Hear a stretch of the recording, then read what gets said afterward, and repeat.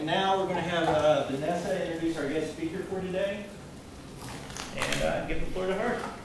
Hi everyone, I'm Vanessa Tapia. I'm the Vice President of ATLA and I'm the President of the Hispanic National Bar Association. If anyone wants more information more on ATLA or on NBA, please feel free to contact me. And we are greatly excited to introduce our guest for today. It is Little Rock's attorney, Reggie. He had studied Spanish and International Studies prior to studying law at the William H. Bowen School of Law in Little Rock. He also did study at the University of Arizona at Tucson and University of Guadalajara in Jalisco, Mexico. His experience is 14 years in law enforcement, and he also worked as the Secretary of Public Security in Jalisco, Mexico, where he studied Mexican culture and also trained Mexican police officers. He was also given the Marco Polo Award in Excellence for International Studies. Join me in welcoming Reggie.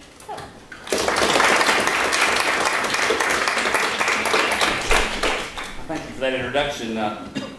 I really appreciate the opportunity to come talk to you today. Thank you for the invitation. I'm always excited to see young lawyers who have civil rights, burning inside of them, carry the torch, because I think that not enough lawyers are interested in that field. I think some of them are just, want to make money and go into the corporate world and different things. And so I'm happy to see people here that I presume by being here that you have this in mind. And specifically, they've told me that you're interested in possibly representing the Hispanic population. But of course, this what I'm going to talk to you about today would apply to any minority group, really, but especially if they're from another country and maybe don't speak the language or not familiar with our legal system. So I'm excited to be here talking to you. This is my first time here. I've spoken several times at Bowen and at different functions, but my first time up here. I want to talk to you for a minute about what it makes. I'm interested in why you're here. I wish I could talk to each of you and find out, what sparked your interest in civil rights. Because it's way different for different people. Some people live through oppression, civil rights oppression. So there are people that come here as lawyers from other countries, or they study here, but they're from another country, or people who themselves or their parents really suffered civil rights violations, and that's what sparks it in them. Other people, it's very different. For me, it's very, very different. I do practice law in Little Rock. I'm fairly new out of law school. I've only been out on my own about 7 years, so even if you counted my Rule 15, I think I couldn't say I've been practicing more than like 8 years. But my practice is kind of two-tiered. I do, about half what I do is employment law, where I sue companies most of the time, or cities, for Title VII violations, civil rights violations, Section 1983, Section 1981, 42 U.S. 1983, 1981, those sorts of things, the FMLA. And then the other half of my practice, since I do speak fluent Spanish, I did study Spanish, like she said, I have a, sort of a general practice for my Spanish-speaking clients. And, I do a lot of criminal defense in that. I do a few divorces, although I hate them and try not to do them, but I do get stuck with a few. And then I sue police departments quite a bit over civil rights stuff and companies. But in the civil rights side, it's usually we're talking about some government agency, right? That's being oppressive. All I thought I'd do today is sort of break this into 3 parts. And the first part, I want to tell you a little bit about my background and how I became got here. Because I think that one of the first things you have to do if you're really thinking about civil rights is to ask yourself, why do I want to do this? What is my motivation? Is this really what I want to do? Because there is a price to pay for a lot of us, for taking this stance. In the past there's been a horrible price to pay, like dying, things like that. Hopefully not that bad now, but there is a price to pay, especially if you come from certain backgrounds, like I'll describe mine. So I want to talk to you first about my background and how I got here. I'll try to keep that short, not to bore you, but I do think it's relevant because I think each of you needs to be prepared to tell this story, at least to yourself, if not to others. You know, how you got, why are you interested in this? And then I want to talk to you about Hispanics in particular, this hugely growing population that we have here. Tell you a little bit about my experiences with the problems that they have and why they need attorneys so desperately. I am not an attorney that's out here thinking, oh my gosh, there's going to be a bunch of people coming, practice in the same area I do, and they're going to limit my business. Not even worried about it. There's plenty of market out there, plenty of room. We need more attorneys. We don't need fewer, for sure. Because there are people going to jail every day, and I'm not blowing this up, making a mountain out of a molehill. There are people going to jail every day for stuff they did not do just because they don't have good representation across the board, but especially in the Hispanic community. And so I want to give you some examples of that in part two. I like supporting my opinions or making my points through examples because, you know, X plus Y equals Z is easy to say, but it's a lot easier if you can show, hey, one time this happened, and I walked through X and Y, and I wound up at Z. It's easier for you to remember and easier for you to understand. And then finally, I'll try to give you some practical advice. I mean, I don't know. Just maybe some things I wish people had told me coming out. You'll hear some of these things a lot. Maybe some of them you won't hear anywhere else, but I'll try to do that in the end. But who in here, how many of you are 1Ls? Raise your hand if you're a 1L. All right, 2 Ls and 3 Fs. Oh, everybody's well represented here. Excellent. So in 1L, it's great you already have this idea where you want to go. And I really wish I could stop and talk to every one of you and have, you know, it would be information for me that I would use in my life if I could know how each one of you got to have this interest today. Mine started, I wasn't a person who was involved in the civil rights movement, or, you know, my parents weren't African American clearly and suffered, you know, the things that so many have suffered. My parents weren't Hispanic. I'm of German descent. Well, I mean, let's be clear. I'm of redneck descent. I was born and raised here in Arkansas. Do you remember when you first came here? I bet they do this up here. They certainly did it at Bowen. The first day, they asked you to, gave you something to fill out, or they asked you something interesting about yourself. And then, you know, you had all these people that had these interesting, you know, we had somebody who had been a rock star in his mind, a professional, like went to the I think, ski Olympics or something. Well, mine was, I was a high school dropout. I dropped out of school after the 8th grade. That was my interesting point. And it's true, with my parents' blessing, I dropped out of school after the 8th grade. And normally that would be a horrible, I would never recommend, if you have to drop out of school, you don't really need that. I would never recommend that. But in my particular case, I'm really not that sorry that it happened. I went to school in some places that, quite frankly, especially back then, hopefully it's not still true today, but the schools were very poor. Not poor as in not having money, just shitty. It was shitty. I'll speak clearly to you. Because I don't want to get adjectives mixed up, right? You know, high teenage pregnancy rates and just horrible schools. And so I dropped out of school. I went to work for my uncle's bricklaying business. I was a bricklayer, starting very young, started mixing the mud, learned how to lay bricks. And I'm not sad about that. I learned a good work ethic. I know that I'm working hard to be a lawyer today, so I don't have to go back to that, you know, because damn. So, but, you know, quite honestly, I mean, my family, no one in my family had education. My brother got like a 2-year technical college degree. He was the first one. He's educated, you know, like in electronics or something. I mean, we had no education. When I was young, we referred to black people with the N-word. You know, Hispanics were sticks and gays were faggots, and that's the way I was taught. That's the way I taught. I didn't know anything different. So I didn't give a damn about civil rights, quite frankly.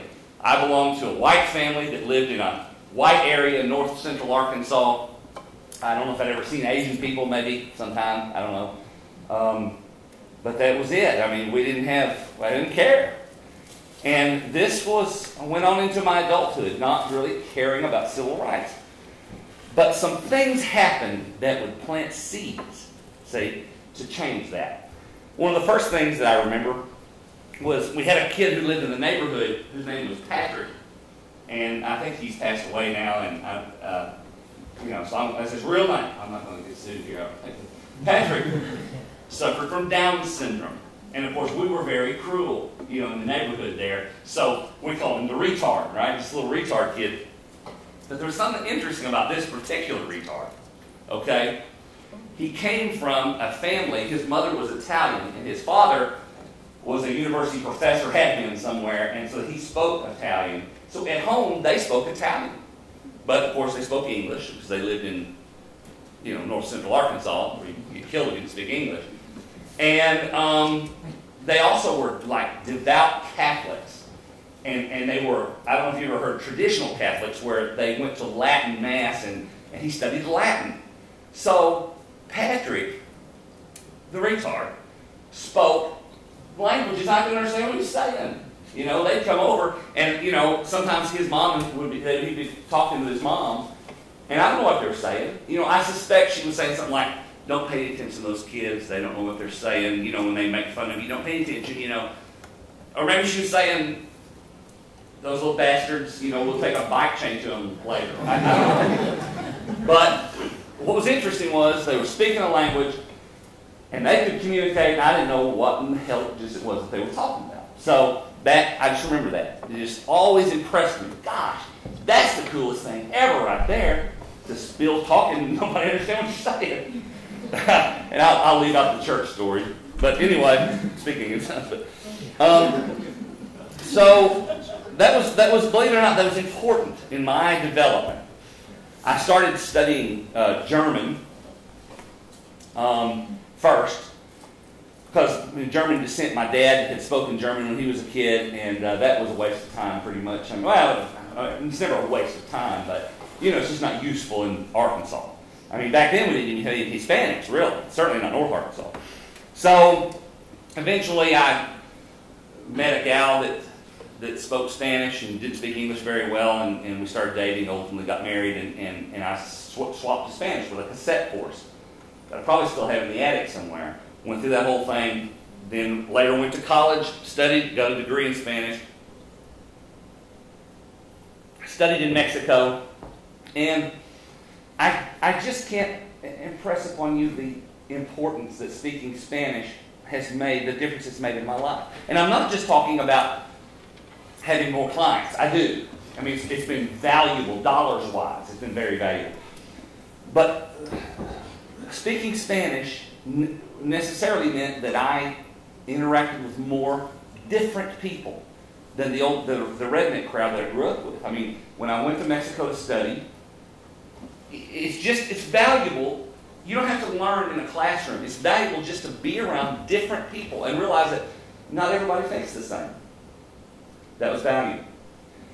Another thing that I'll just touch on is I have a sister who married into a religious cult, a fairly violent religious cult, anti-Semitic. They believed in taking arms and murdering Jews and stuff. And I could talk all day about that. I mean, that was a huge thing in our lives. And my sister, today, she's out of the cult. I mean, I fought that cult long and hard. And she lives on an island off the coast of Alaska today. She may see this eventually. I'm taping it, and she'll be really pissed off. But she's always pissed off anyway, so it doesn't. They moved to this island to get away from the big government that controls, government, we have these laws, silly laws like you can't kill Jews and stuff like that. So they moved out there to get away from that. It didn't really work out for them. Some of the cult leaders, the cult leader just got out of prison. He got a 35-year sentence. He did about 12 years. I think he just got out in June, but he's like 80 now. And several of them spent time in prison over different things. I testified against them. Love to tell you that story, but that's for another time. But what it did teach me was how horrible the horrible things people will do in the name of God and religion. Okay? If you're going to be a civil rights lawyer, get used to it right now. Religion is going to be an issue.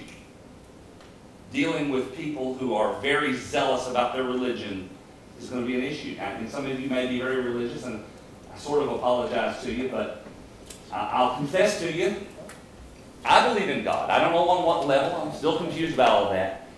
But here's my rule about religion and civil rights. I'm not going to talk a lot about that today because it's a whole other topic. But here's my standard. If a man, or a woman, I guess, but mostly it was men, right? If a man wrote it in a book and it was about God, it's probably bullshit. That's the standard, okay? And my experience with my sister taught me what horrible things people will do in the name of religion. I'd love to talk more about that because it's a hot topic. But if you're going to be a civil rights attorney, I don't think you're going to find religion to be your friend. I think you're going to find it to be something that causes you a lot of problems because you can't reason through it. Everything else you can reason through and you can say, listen, just think about it and you'll see. But with religion, you'll never be able to do that. Something that helped change me and make me who I am today, this fight with this religious group. I was raised in a very, very conservative, hard, right-wing Republican redneck family. I was raised with all these values, and it was a real coming to terms for me to accept that. I mean, I was taught black people can't go to heaven. I was taught that. Black people, y'all can't go to heaven? I mean, it's crazy now, but I believe that. I did, you know.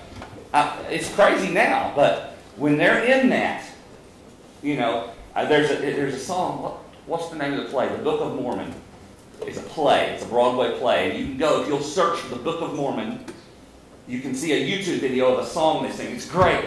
And this guy's, he's singing. They're making fun of the Mormon church, you know, but he's saying, I believe in 1978 that God changed his mind about black people, you know. Because apparently in 1978, suddenly there was this big change, and all of a sudden they come to the church, you know. Religion's going to be an issue. So I'm going to move on about religion. It pisses people off, and I'm not going to say much more about that. The biggest thing that happened in my life that really changed everything for me was a lawsuit in which I became involved. I was a police officer.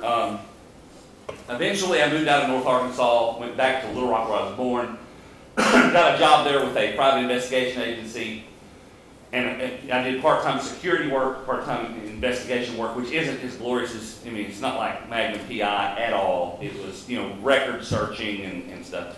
But I did get to exposure to some lawyers and some police officers in that work, and I became interested in law on several levels. And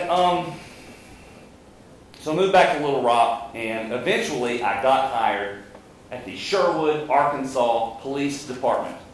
I don't know if you know where Sherwood is. It's a burb of Little Rock. Like if you leave Little Rock, drive through North Rock, drive into Sherwood, unless you watch the signs, you'll never know. You know, it's just one like city. So I worked in Little Rock, but the city was Sherwood. Sherwood had about 70 officers at the time, if you included the radio operators, dispatchers. And 0 to 1 African Americans, no Hispanics. Sometimes there would be an African American, you know, token, they would say, back, you know, somewhere along the way. But basically, it was an all-white department, and it was very closed to non-whites, very closed. And I'm recording this. This may be on YouTube. I say this with impunity because this has been litigated. Sherwood was a racist place to work. I'm not at all afraid of them bringing any litigation against me for saying that. Matter of fact, come on with it. Because if I come out like I did last time, I'm not going to use the money. What happened was, I was very popular there. I mean, I didn't get to remember. I don't give a shit about civil rights yet, okay? I'm a police officer. I got fit right in. They loved me. I loved them. My whole family was police, you know. I mean, we had parties all the time, and it was police, police, police. We just closed society. But in my, you know, I'm going to college.